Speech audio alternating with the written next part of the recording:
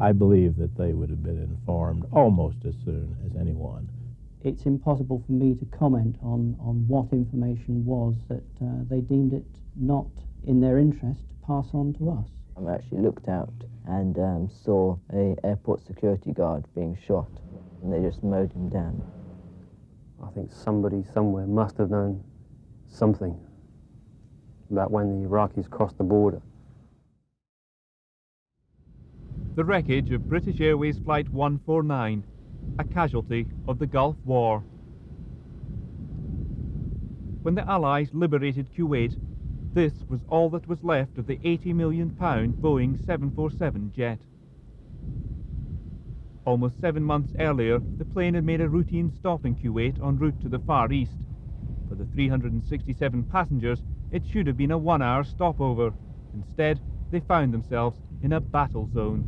I first realised something was wrong when the stewardess asked us to evacuate the plane. And we went into the airport departure lounge and looked out the windows, and we could see jets, fighter planes, flying over the airport and dropping what looked to be bombs. One time I actually looked out and saw an airport security guard being shot running across the back of a car park. He appeared to have a rifle, and they'd got Kalashnikovs, and they just mowed him down. For the passengers, it was just the start of a terrifying period of captivity. But the British government repeatedly insisted the fate of Flight 149 could not have been avoided. But Channel 4 News has uncovered evidence which contradicts Mrs. Thatcher's account. From its Heathrow departure, we've reconstructed the flight of BA 149 and the events leading up to its capture by the Iraqis.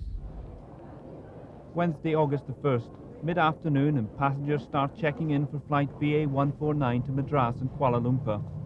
Talks between Iraq and Kuwait have broken down. Iraqi forces are massed along Kuwait's border, and some passengers are worried when they discover there'll be a stopover in Kuwait.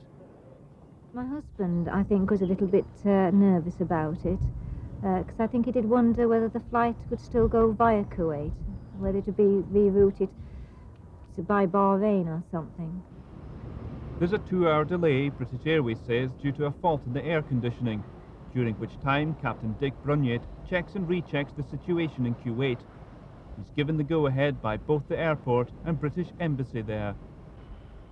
The captain, though, like these cabin crew members, has been advised by British Airways not to talk to us, even though he and his relief in Kuwait originally wanted to. However, the stewardess on the flight did speak briefly about the atmosphere prior to takeoff. What was the general mood among the cabin crew? Was there some reluctance to go on this flight? Well, before we checked in for briefing, we were having the situation checked by security as to what was going on in Kuwait. We always assumed that if we were going, it was all clear, everything was fine, no problems. At 6:15 p.m. British Summer Time, Flight 149 finally takes off for Kuwait, where the time is 2 hours ahead. At 10 o'clock, passengers have finished dinner and are watching the in-flight movie. By 11 o'clock, that's 1 o'clock in Kuwait, the British Airways plane is over Egypt, still 3 hours from its destination. But from evidence we've gathered, the Iraqi invasion has already begun. The most crucial evidence comes from the CIA in Langley, Virginia. By 1 o'clock Kuwait time, satellite reconnaissance had pinpointed Iraqi movements across the border. A US administration source confirmed the invasion as being underway 5 hours before the British government says it happened. And the Pentagon, after analysing this and other intelligence, states the invasion was definitely underway by an hour later at 2 o'clock. Spokesman Commander Dale Smith told us Iraqi land forces were crossing the border in significant numbers at 2 a.m. Kuwait time. An hour later, Kuwait's ambassador in London was alerted by his government. He immediately tried to call the Foreign Office using a special emergency number. There was no reply. When he finally got through 6 hours later, he assumed the officials had been busy dealing with the crisis. I called, but I could not get an answer, but I assume they knew because they were busy working on that, and they were forming the emergency room. So when I managed to contact them, they were already in they knew everything. He learned later that the first signs of the invasion came 3 hours before he was called, about midnight Kuwait time. It is after 12 o'clock in the midnight. The movement of the Iraqi army started. But we did not think that it will lead to a complete invasion of Kuwait. But it did. By 3 o'clock, Kuwaiti government sources say, a convoy of Iraqi troops and tanks had reached Jarrah, just 20 miles from the centre of Kuwait city. By 3:30, Iraqi helicopters had landed at the Emir's palace and fighters had attacked a key communication centre south of the city.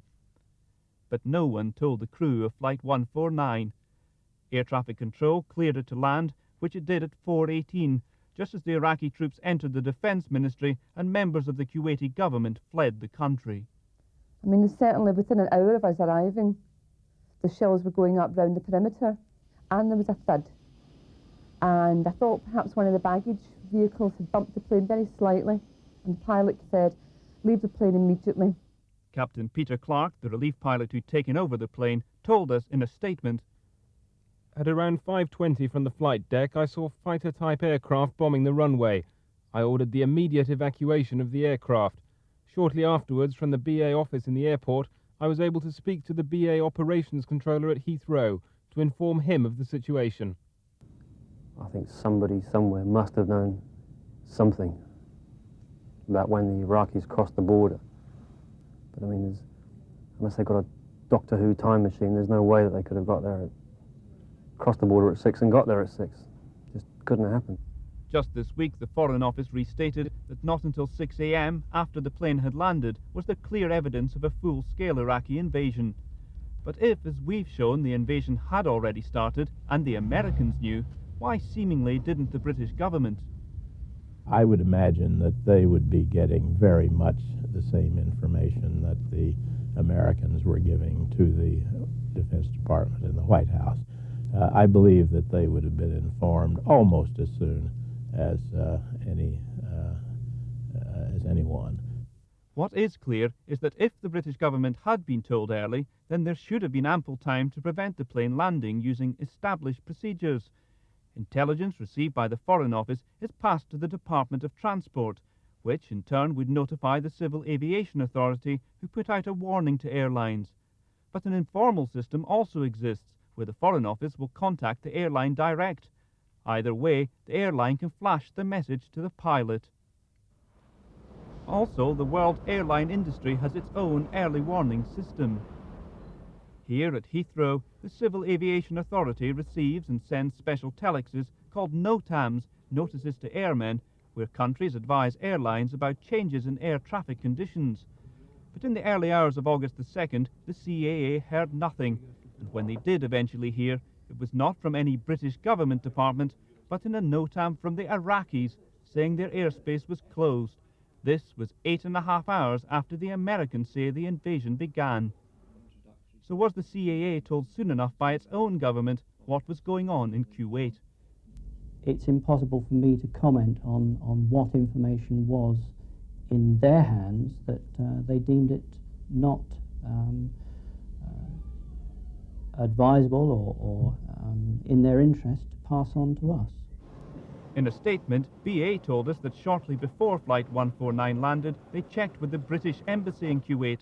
At no time did British Airways have any reason to believe that the operation would be other than entirely normal, they said. The first they knew of the invasion was when Captain Clark called them from Kuwait Airport.